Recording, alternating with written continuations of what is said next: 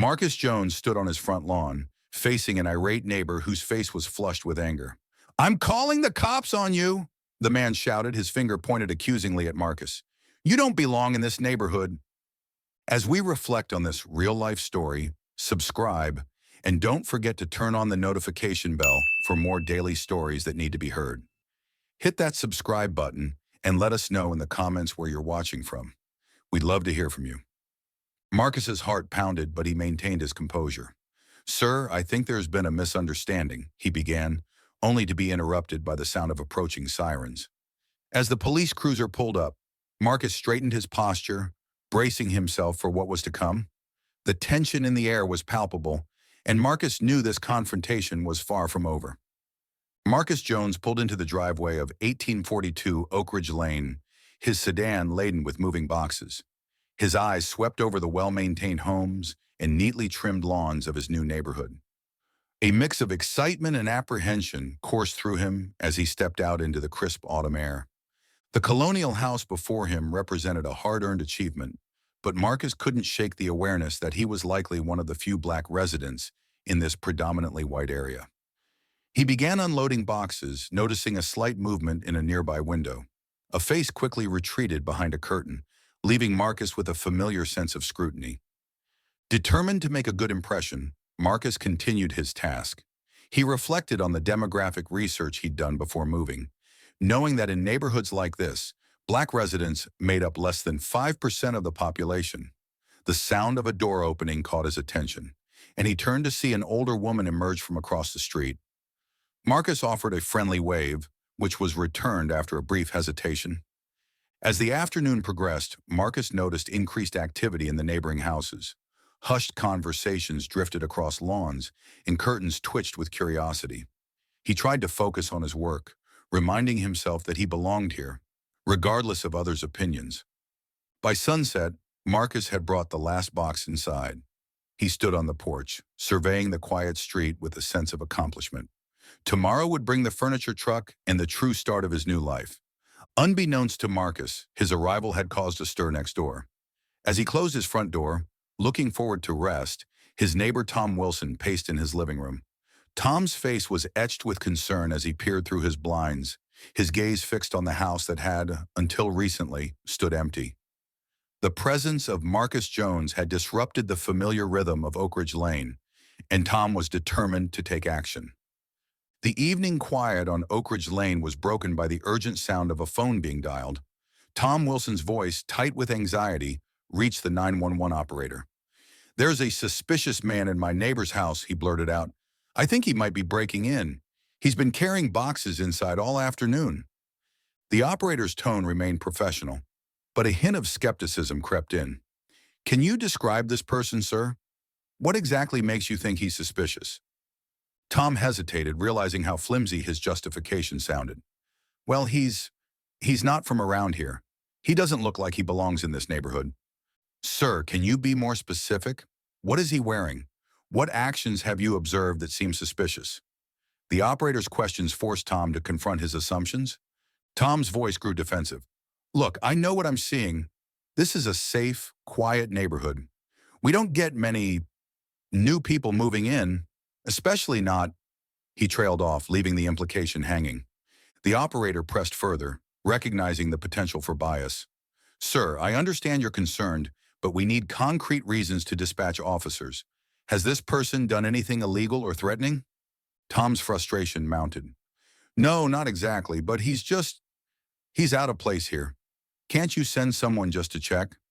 "Sir, we take all calls seriously, but we also have a responsibility to avoid unnecessary dispatches based on assumptions. Can you tell me if you've seen any actual signs of a break-in or criminal activity?" Tom watched as Marcus calmly carried another box into the house. "No, I guess not. But shouldn't someone at least verify if he's supposed to be here?" The operator sighed, recognizing the deeper issues at play. "Sir, moving into a new home is not a crime. Without evidence of wrongdoing, we can't question someone's right to be in their own neighborhood based on how they look." Despite her words, Tom's fears won out. "Please just send someone. For the safety of the community," he pleaded. Reluctantly, the operator agreed to dispatch a unit. As Tom hung up, a mix of relief and unease washed over him. He peered out the window, watching as a police cruiser pulled up in front of Marcus's house, and across the street, Marcus looked up from unpacking a box of kitchen utensils. The flashing lights caught his attention, and a familiar weight settled in his stomach. He set down the box, took a deep breath, and stepped out onto his front porch, bracing himself for what was to come. Marcus's fingers tightened around his ID as the officers approached, their faces a mix of caution and curiosity. He stood his ground on the manicured lawn, his posture relaxed but alert. The familiar weight of frustration settled in his chest. "Good evening, sir," the taller officer said, hand resting on his belt. "We received a call about suspicious activity. Mind if we ask you a few questions?" Marcus nodded, his voice steady. "Of course, officers. How can I help you?" "Can you tell us what you're doing here?"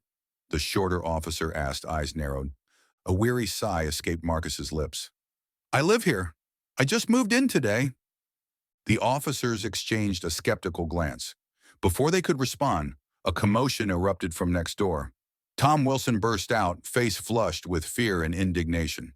"That's him, officers!" he shouted, pointing at Marcus. "He doesn't belong here!" Marcus felt his frustration building, but took a deep breath, centering himself. "Sir," he addressed Tom directly, his voice firm but non-threatening. "I understand your concern, but I assure you, I do live here. I'm your new neighbor."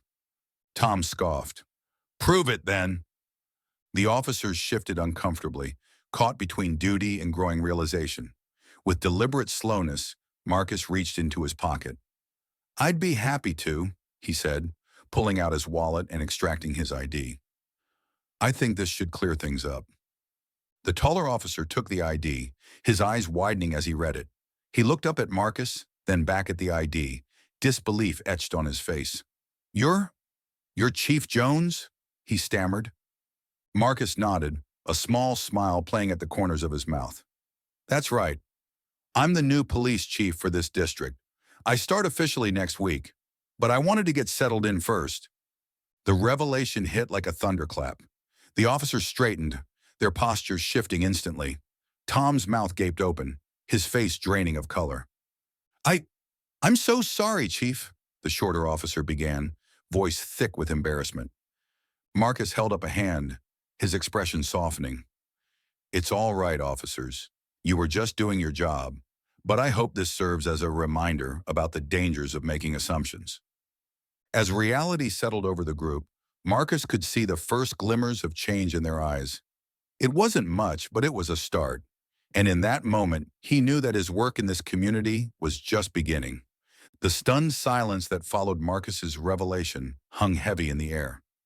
Neighbors who had gathered to witness the commotion stood frozen, their faces a canvas of conflicting emotions. Marcus took a deep breath, aware that his next words could shape the future of this community. "I understand this isn't the introduction any of us expected," Marcus began, his voice steady and calm. He looked around, meeting the eyes of each person in turn. Some gazes dropped, unable to hold his, while others stared back with a mixture of shame and curiosity.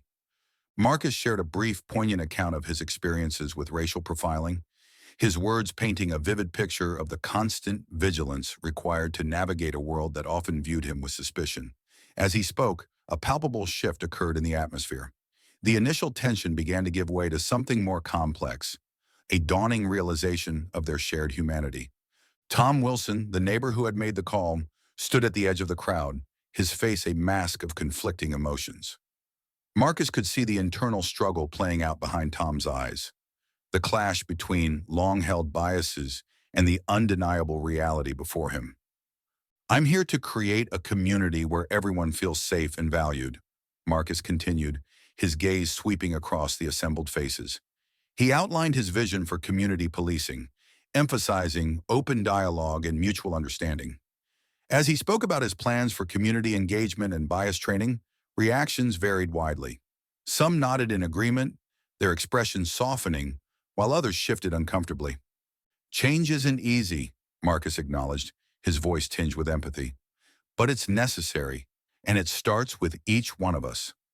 The silence that followed was charged with potential, the first glimmer of a community on the cusp of transformation. Marcus turned to Tom. Mr. Wilson, he said, extending his hand, I'd like you to be part of the solution. Your perspective is valuable in creating a safer, more inclusive neighborhood for everyone. Tom hesitated, his eyes darting between Marcus's outstretched hand and the expectant faces of his neighbors. After what felt like an eternity, he stepped forward and grasped Marcus's hand. The handshake was brief but firm, a small yet significant step towards understanding. Marcus felt the weight of the moment settling over the community as the crowd dispersed. This incident had the potential to spark real change, but he knew the road ahead would be challenging. The true test would come in the following days and months as they all worked to transform this painful experience into an opportunity for growth and progress. As the dust settled from that fateful evening, Oak Ridge Lane and its surroundings experienced a quiet transformation. Marcus's appointment as police chief sparked conversations that many had long avoided. Officers grappled with their own biases at the precinct, some embracing change while others resisted. Community meetings, once sparsely attended, now buzzed with residents eager to voice their concerns and hopes. Marcus observed these shifts with a mix of pride and caution. Each small victory, a neighbor's genuine smile, a decrease in unfounded suspicious person calls, reinforced his commitment. Yet challenges persisted. Old habits clung stubbornly, and not everyone welcomed the shifting dynamics.